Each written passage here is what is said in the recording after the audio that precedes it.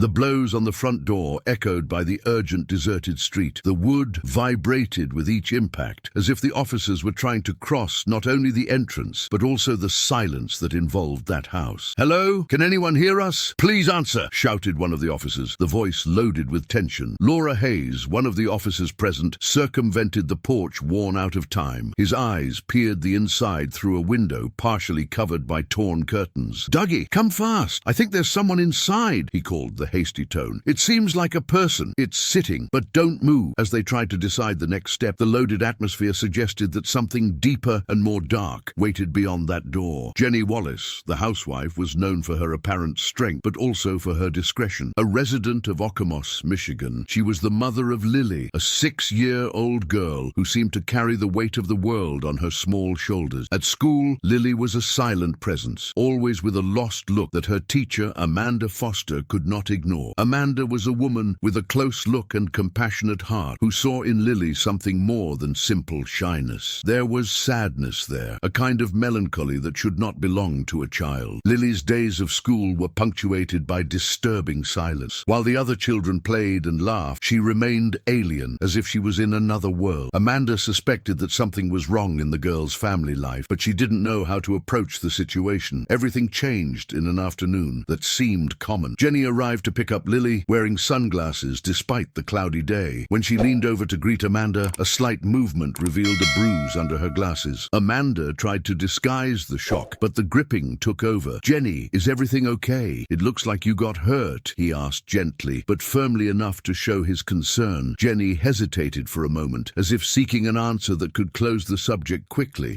It was just a silly accident," he replied with a forced smile. "I knocked on the cabinet door." Amanda knew the excuse was not convincing, but decided not to press. "I understand. If you need something, I'm here, see?" said, hoping that Jenny would feel that there was support to the willingness. In the following days, Lily stopped appearing at school. Amanda was looking at the door of the room every morning, waiting to see the girl come in, but the absence was lasting. The discomfort grew like a shadow, bringing with it a sense of impotence. Finally, on a dark morning on Monday, Lily's father left her at the school gates. The relief invaded Amanda Foster as she saw the pale and fragile girl, who seemed even more downcast than normal. Amanda found it strange that Jenny wasn't there that morning. She had only seen Mr. Wallace once before, on the first day of school. He avoided any eye contact or conversation, hastily coming out as soon as he left Lily. Amanda still remembered how nervous he looked, nervously, looking quickly when she tried to greet him. While Amanda helped Lily settled, something caught her attention. There was a small piece of paper coming out of the girl's sock. Curious and cautious, she knelt to adjust her and withdrew the crumpled roll. Amanda's heart fired as she unfolded the note with trembling hands. The message, written in a hurry in Jenny's handwriting, sent a chill by his spine. "Call the police! Don't let Lily come home!" Amanda contained the tears, overwhelmed by the gravity of what she had read. His suspicions were correct, but now everything seemed even more real and urgent. Disguising his concern not to alarm Lily, Amanda asked gently, "Lily, did your mum put it in your sock?" The girl nodded shyly, saying nothing. Amanda knew she needed to act fast. Hiding the note in her pocket, she led Lily to the room where Director Mr. Harrington was waiting. Director Harrington, a man of low stature and severe expression, was known for his dedication to education and care for his students. Reading the note, his expression hardened even more. "We need to involve the authorities immediately," he said, determined. While the director watched Lily, Amanda dialed the emergency number, his voice shaken by reporting the situation to the police, describing Jenny's desperate request. Mr. Harrington, in turn, walked from side to side in the room, murmuring, "This is unacceptable. Some people simply should not be parents." Amanda's urgency and Director Harrington's firmness were what Lily needed at that time. They knew that every second told to ensure her and Jenny's safety. Tension in the air was palpable when authorities arrived at school. The concerned look at the police's faces while lighting the note seemed to reflect the weight of the situation. Would they be able to arrive on time? Rescue teams ran to Wallace's house, some blocks away. The neighborhood, with its silent streets and aged houses, seemed to hide secrets under the cloak of desolation. When they arrived at Jenny Wallace's residence, the scene was dark. The house was decaying, its cracked walls and the garden abandoned, as if time had decided to leave everything behind. The door was locked and no answer echoed from the inside. "Jenny, is it there?" he called one of the officers, the serious but urgent voice. They screamed for some time, but there was no answer. The tension grew grew. Amanda and Director Harrington, now accompanied by police, began to move around the house looking for another entrance. "Maybe the back door," Amanda suggested, trying to keep calm as her eyes swept the house. But as they tried this entrance, she was locked too. "Is there any open window?" asked one of the police, already with his face marked by concern. The heavy silence that followed seemed to amplify the heartbeat of all there. That's when finally a weak noise reverberated from the inside of the house, as if something heavy had fallen to the floor. Everyone turned toward the sound. "What was that?" said the main officer, rapidly heading towards the front door. Amanda and Director Harrington were right behind with the hearts accelerated. "I heard too," Amanda said, trying to look through the window, but the darkness inside the house prevented her from seeing clearly. They knew they couldn't waste more time. With a strong blow, the door was knocked down. The scene that turned out to them was something that would never be forgotten. Jenny was lying on the floor, agitated, her body marked by bruises and injuries. The surrounding environment was devastated, as if a violent fight had occurred there. The policeman ran to her, the flashlight illuminating his face. "She is still breathing. We need to get her out of here now," said the policeman, his firm but urgent voice. "Jenny, can you hear me?" he called, trying to bring some sign of conscience to the wounded woman. Amanda's voice sounded soft, trying to give Jenny some hope. "Lily is fine. She's safe, Jenny. You'll be fine." Police immediately called an ambulance, and the paramedics arrived quickly to provide first aid. As the paramedics took care of Jenny's injuries, police began to take the necessary measures to find the aggressor and take him to court. However, inside the school, Lily remained in the room, unconscious of what was happening out there. Amanda, with a heavy heart, took the girl to Director Harrington, who welcomed her carefully. The director, trying to be as kind as possible, explained to the girl that her mother was injured, but that help was on her way. Lily looked at him with wide eyes, a mixture of confusion and concern reflected in her gaze. Her innocence was being broken in a painful way, a reality she was not prepared to face. Amanda watched with a knot in her stomach while the director tried to calm Lily. The little girl was shaking, her eyes shining with unrowered tears, and Amanda felt an overwhelming weight on her shoulders. How could such a young child understand the severity of the situation in which he was inserted? The truth was beginning to reveal herself to Lily, and she would have to face a much darker world than any child should, and the worst was yet to come. Lily might not completely understand what was going on, but she knew enough to realize that her life would never be the same. The father's aggressiveness, the scars his mother carried, and the stealthy eyes of all around began to tell a story that the girl would have to learn to understand. It would take years for Lily to be fully recovering from the pain she carried. Throughout the conversation with the director, she remained silent. His big, bright eyes watched him closely as his trembling lips remained closed, as if every word he said were too much for his young soul. When the director finished speaking, a dense silence stopped in the air. Lily, with visible pain in her gaze, asked the director's question feared, and that he knew it would be the hardest of all. "Will my mother be okay?" she asked, her words being swallowed by the tears that now began to run from her eyes. The director was pale and did not know how to answer. He knew what would come next, but was not prepared for the intensity of the moment. How could she tell her that her mother was in the hospital, fighting for her life? And how could she explain that her father was stuck unknowingly? When or if would he come home? He felt an unbearable weight on his shoulders when he realized that for that child it would be a pain impossible to understand. The director noted Lily, her eyes shining with confusion and fear. For someone so young, the challenges of life seemed insurmountable, like huge mountains that could not be climbed. He knew that nothing to say would make the pain disappear, but still he tried to give him a little hope. He wanted to believe that over time things could improve. But is that really possible? While the director struggled to find comforting words, the authorities in the hospital did everything possible to stabilize Jenny. Amanda Foster, Lily's teacher, was next to Jenny, offering not only physical but emotional support, being a constant and firm presence during that turbulent period. She, who barely knew Jenny and her daughter, had become a pillar of hope, silently praying that Jenny would survive so that it wasn't too late. Amanda didn't move away from Jenny, swearing she would be by her side until she was in a safer state. The only time he was absent was to call the principal and ask for news about Lily, who was in school, completely oblivious to what was happening. Amanda also wanted to know how Jenny was, since her condition was still very unstable. The hours passed, but Jenny's state didn't improve. In fact, everything seemed to get even more complicated. When Jenny entered a serious crisis, doctors ran to act. Their quick and firm voices ambulances while nurses followed their instructions with the same urgency. Chaos spread through the emergency room, but Amanda was there, firm, watching everything happen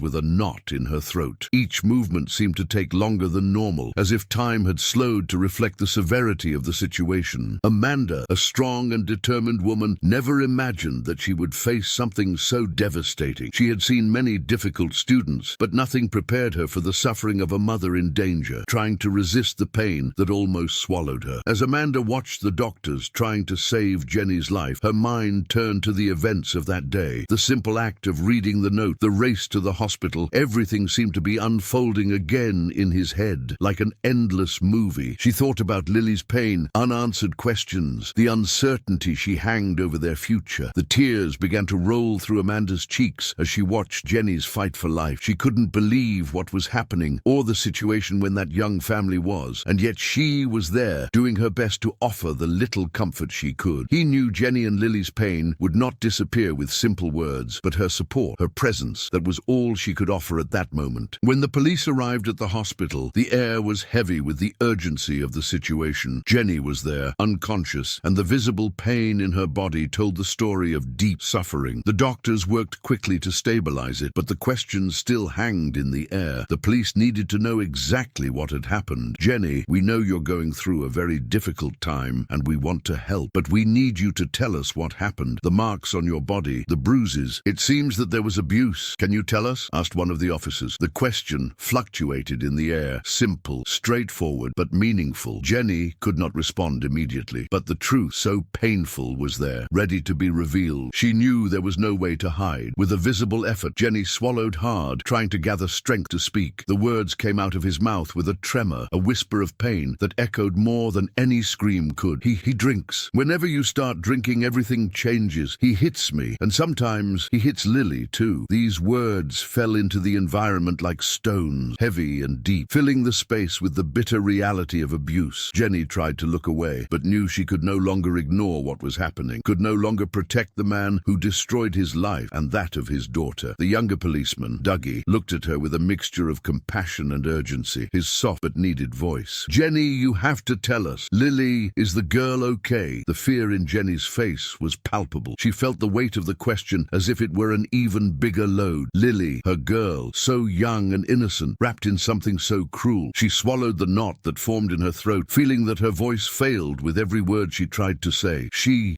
has bruises too. It makes no difference. When he is out of his mind, Elela tries to hide, but he always finds a way to hurt her. I tried to protect her, but he always said that no one would believe me, that I couldn't leave." The pain was clear in every word she said, as if the memories of violence were being unearthed one by one. Tears began to run down his face, wetting the pillow where his head was resting. The weight of guilt, shame, impotence, all this overflowed in it. Laura, the policeman, felt the depth of Jenny's suffering, but her voice remained firm, like a lighthouse in the storm. "Jenny, you're doing the right thing now. There is no shame in seeking help. You are not alone, neither Lily." These simple and straightforward words brought a slight relief, like a soft breeze in the middle of a storm. Jenny looked at Laura, feeling a thread of hope that was beginning to emerge, something she hadn't felt long ago. With a deep sigh, Jenny finally spoke the last part of the story. She knew how to be the key to ending it all. His voice was weak but determined. Cautiously, the police asked Jenny to tell where they could find her husband. The silence in the room was deafening. Amanda felt a knot in her throat. Jenny was so fragile that she seemed impossible for her to give any kind of response. But with a heavy sigh, Jenny looked at the police and, with a broken voice, said, He works in a fishing store near the lake." The words fell heavily over all. Amanda didn't know if she felt relief or sadness. Jenny had given a crucial track, but at the same time, he knew what that meant. The man who had caused so much suffering would now be found, and this somehow brought relief, mixed with the pain of a reality that could not be ignored. The collection of tests at Wallace's house was being finalized. Every detail had been carefully registered, and the domestic violence that had unfolded there was documented in photographs and notes. The marks on the walls, the broken objects, and above all, the bruises on Jenny's and Lily's body were enough evidence to justify the arrest. Laura and Dougie were in the hospital, reaping the victims' testimonials to make everything documented. They had collected as much evidence as possible, but the attacker's arrest still depended on immediate action. The man who had caused so much suffering was a few blocks away, and the police knew that the arrest needed to to be done without delay. "We have everything we need," Laura said with a firm tone, but the tension in her voice was palpable. She looked at the document with photos of Jenny's injuries, the images being analyzed, and finally confirmation that Mr. Wallace should be detained. Dougie nodded and headed for the phone. He called the central, asking the arrest operation to be started immediately. The team was preparing to go to the fishing store where the attacker worked, knowing that with the tests in hand, there was no time to waste. The blatant was evident. "We're going after him now," Laura said after hearing Dougie's confirmation. She approached Jenny, whose eyes were now more focused, trying to understand what was going on. "Your safety is our priority. Let's make sure he doesn't hurt you anymore, or Lily." Jenny looked at the policeman, her eyes still swollen by tears, but now there was a flash of relief, as if finally the pain that haunted her was starting to be confronted. The operation was fast. When they arrived at the store, the tension took over the environment. The police were ready to act, their firm hands, their eyes certain. Mr. Wallace tried to escape as soon as he noticed the presence of the authorities, but the panic of a guilty man was not enough to stop them. In a few seconds, he was immobilized, handcuffed, and taken in custody. The arrest was a decisive moment, not just for the security of Jenny and Lily, but for the restoration of peace in their lives. Jenny, although she was still physically recovering from her injuries, could now feel a weight being taken from her shoulders. But the real work, the reconstruction of their lives, was just beginning. In the days of Wallace's arrest, Jenny began his healing journey. She knew it would be long and full of challenges, but at least she was surrounded by a solid support network. The community, once distant, was now by its side. Social services provided a safe shelter for Jenny and his daughter Lily, where both could find some kind of stability while Jenny tried to compose themselves. Lily's school, where Amanda Foster was a teacher, also supported, and the director, Mr. Harrington, was attentive, ensuring that Lily had the space and the help she needed. Amanda, as always, was next to Jenny. It was a constant presence, helping the woman find the strength to continue. Jenny, who was initially in a state of deep shock and shame, began to realize that her life was not over. It could, yes, rebuild it step by step, but most importantly, she was no longer alone. Lily also began to flourish. With the help of Amanda and other members of the community, its transformation was remarkable. The girl who once remained silent and withdrawn now became a safer young girl, more aware of her voice.